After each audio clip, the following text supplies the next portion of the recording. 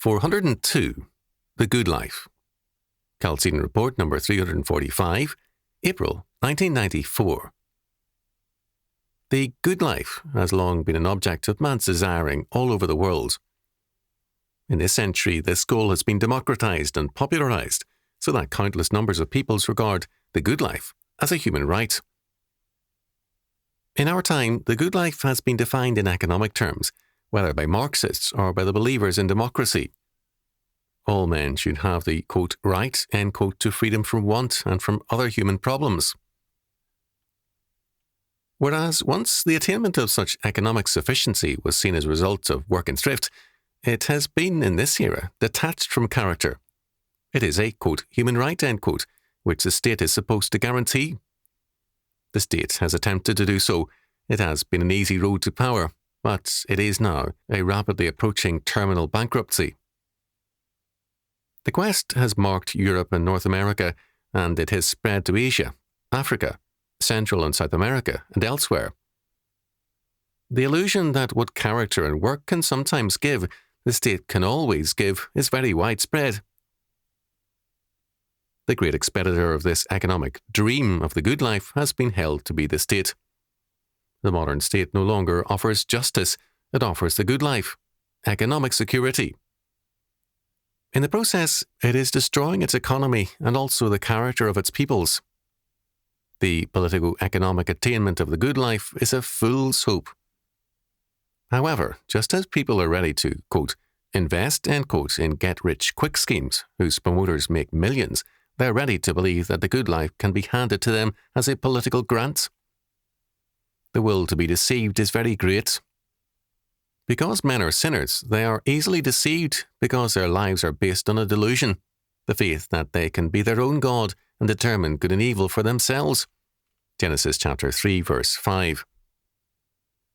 Men, having begun with so great a delusion, are readily victimized by lesser ones. It is no wonder that the biblical book of Proverbs has so much to say about fools. How can you avoid being conned? You can begin with the humble premise: I am a fool, and apart from God's word and grace, very prone to straying. If we lack the humility of grace, we are easily fooled. Our sin makes us insatiable. It is almost unheard of for anyone to believe he is wealthy enough, owns enough land and other assets, and can rest contented. I want, is the great refrain of man's being. As long as man seeks the good life outside of the Lord, he is likely to be insatiable.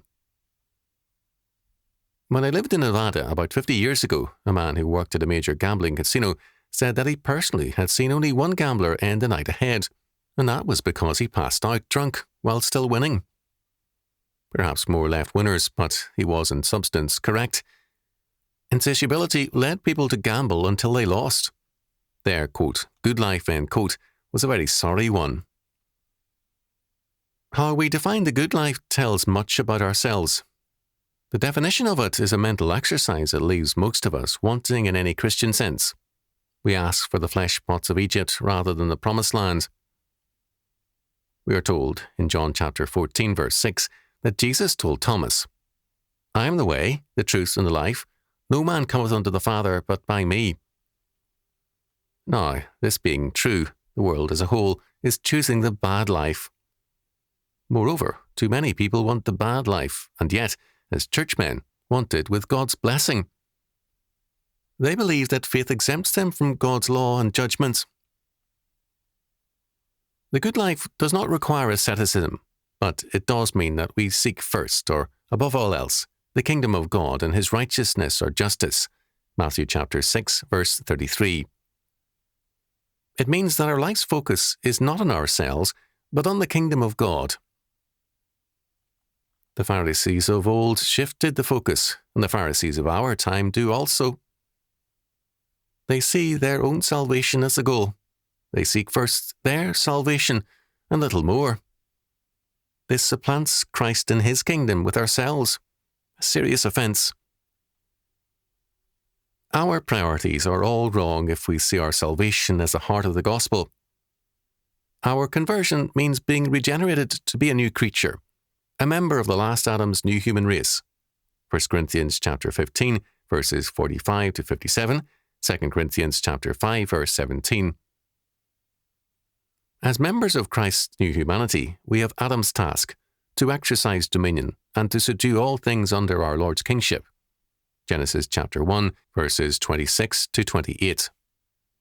We have a great task to do, the conquest of a world to Christ, and the good life is one lived in Him in terms of this great calling. He shall have dominion also from sea to sea, and from the river unto the ends of the earth.